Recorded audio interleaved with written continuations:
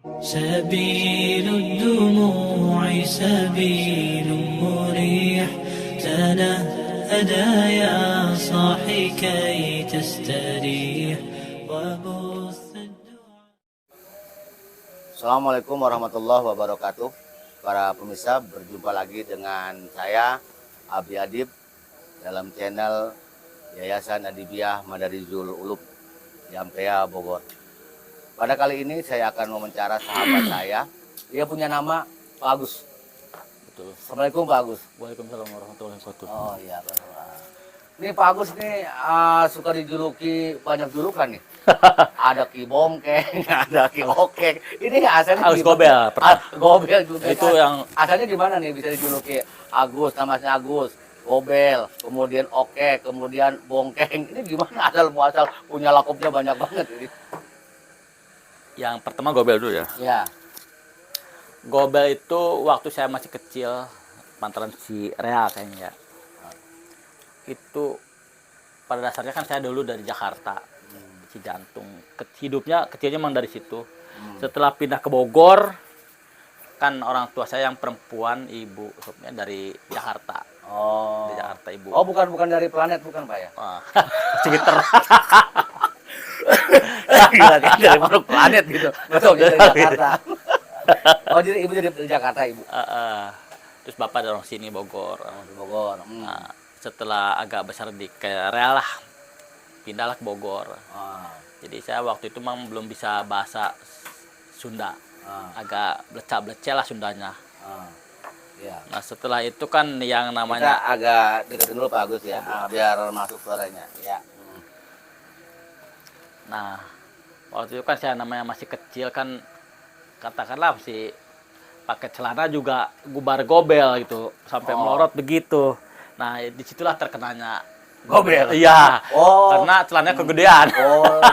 Jadi kalau waktu kecil dia suka pakai celana apa namanya Gobel, gobroh kata orang Sunda bilang, maka disebut Gobel, Pak Agus Gobel. Nah, terus punya nama Okek. Nah itu mah zaman susah lah, zaman planet. Siapa yang beri nama itu?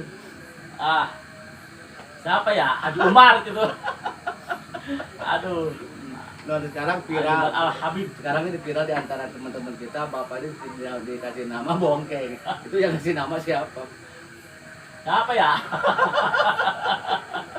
Itu saya sendiri. Di depan saya ini ya. Saya kasih nama Ki Bongkeng karena ini alhamdulillah para pemirsa semua, Pak Agus ini dari awal membantu saya mendirikan pondok pesantren Madarizul Ulum ini, dan alhamdulillah sampai sekarang juga alhamdulillah masih konsisten, masih istiqomah untuk membantu, dan alhamdulillah rumahnya juga di belakang pondok pesantren, dan ini yang selalu aktif membantu kami dengan relasinya. Jadi kami Pak Agus mengucapkan terima kasih kepada Pak Agus. Masih sama-sama. Nah, dan di belakang juga itu listrik itu semua dari Pak Agus. Alhamdulillah dibantu oleh Pak Agus, tiap bulannya Pak Agus yang membayarin. Alhamdulillah Pak Agus. Mudah-mudahan berkah ya Pak Agus. Nah, saya mau tanya Pak Agus nih.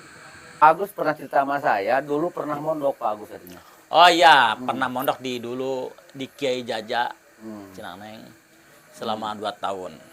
2 tahun mondok? Iya, terus pindah lagi di Kiai Abdul Manap di Babakan. Itu kurang lebih 2 tahun lah. 2 tahun, berarti 4 tahun semuanya dong? 4 tahun, tapi kan yang dulu 4 tahun sih udah bisa sebetulnya nih, kitab-kitab, ya kitab kuning mah bisa lah waktu itu. Bisa apa? Bisa ngebukanya, bisa baca. Bisa bacanya, ngebukanya. Bisa doang. Setelah kita ngungsi ke Tangerang kerja, berapa 8 tahun, pas balik lagi mak nanya orang tua, kitab mana kitab kuning saya itu? Hilang kitab semua. Udah makan rayap. Ya Allah. Udah memangnya udah dasarnya nggak bisa. Jadi gitu blank ya. lagi ya.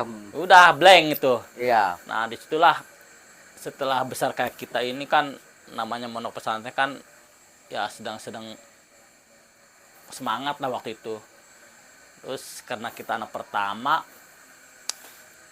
kerjalah kita ke Tangerang. Jadi Pak Agus pernah mondok, cuman karena biaya yang nggak ada, Ya itu. akhirnya Pak Agus mundur dari pesantren ke Jakarta, nyari kerjaan lah ya.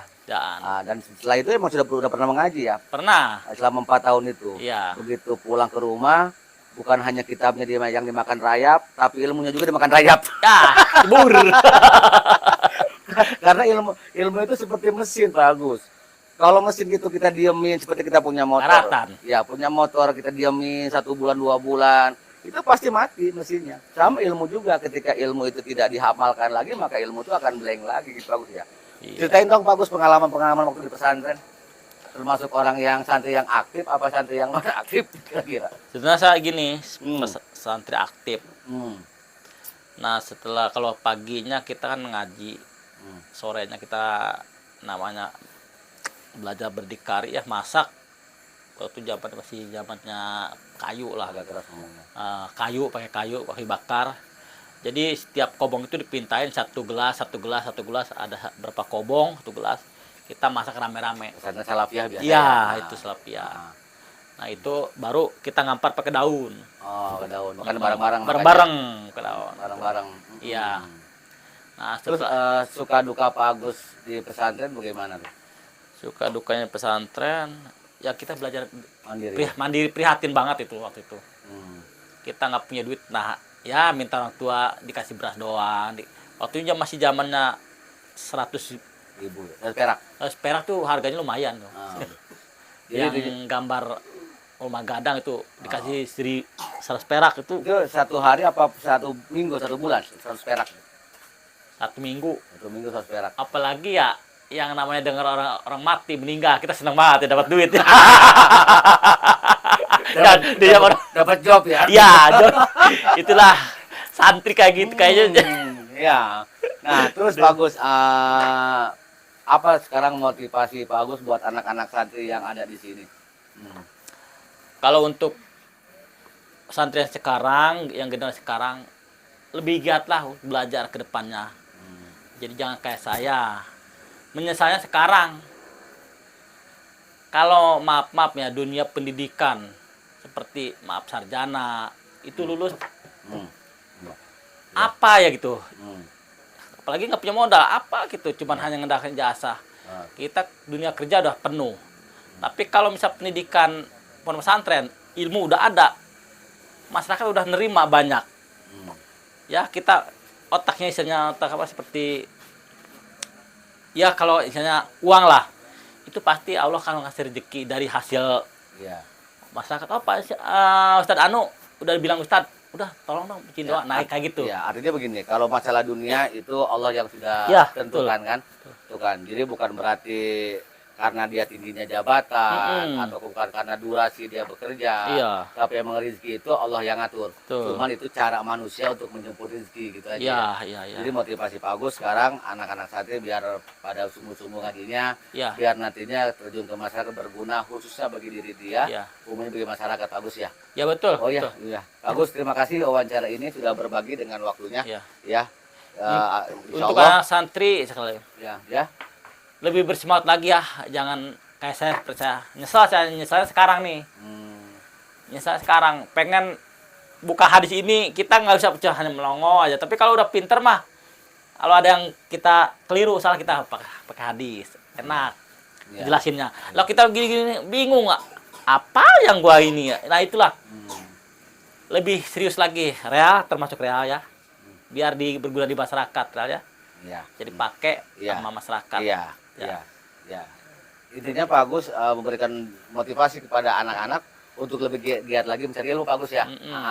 Dan ya, alhamdulillah walaupun Pak Agus dia mungkin menurut kita dia tidak semahir ya yang pengalaman mondok, tapi alhamdulillah Pak Agus sebetulnya mengamalkan ilmu itu bukan hanya mengaji saja Pak Agus. Ya, betul. Bukan hanya sholat saja. Salah satu untuk membantu kemaslahatan umat itu juga mengamalkan ilmu.